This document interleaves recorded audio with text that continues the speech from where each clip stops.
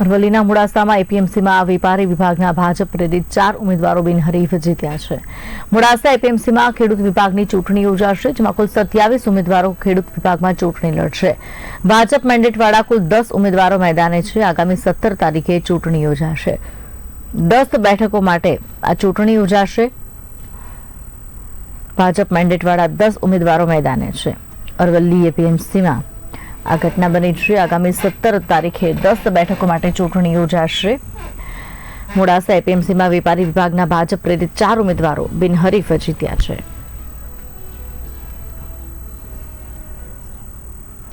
સંવાદદાતા Alpesh Rathod phone line પર જોડાશે। અલ્પેશ, અરવલ્લી એપીએમસીની ચૂંટણી આગામી સમયમાં થવા જઈ રહી છે, કેટલા ઉમેદવારો મેદાને છે?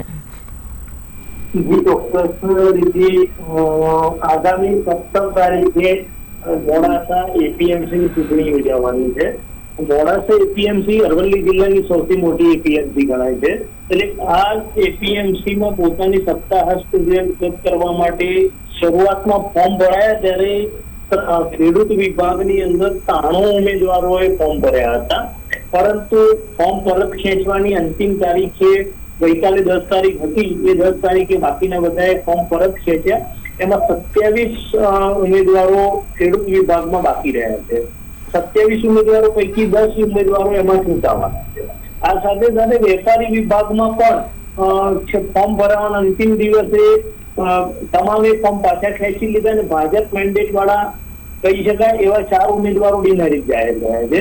ત્યારે આગામી દિવસોની અંદર આમ ખેડૂત વિભાગની ચૂંટણીમાં ભાજપે 10 ઉમેદવારોને પોતાના મેન્ડેટ આપે છે, તો સામા પક્ષે 17 ઉમેદવારો હજી મેદાનમાં છે। એમાંથી 17 પૈકીના મોટાભાગના 10 ઉમેદવારો કોંગ્રેસ પ્રેરિત છે, જ્યારે બાકીના બધા મૂળ તો ભાજપી જ છે, પરંતુ તેઓને મેન્ડેટ ન મળતા તેઓએ આ ઉમેદવારી કરી છે।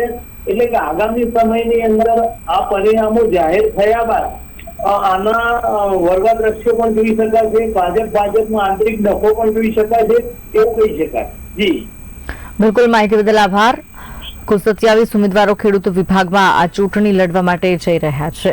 આગામી સમયમાં આ ચૂંટણી યોજાશે।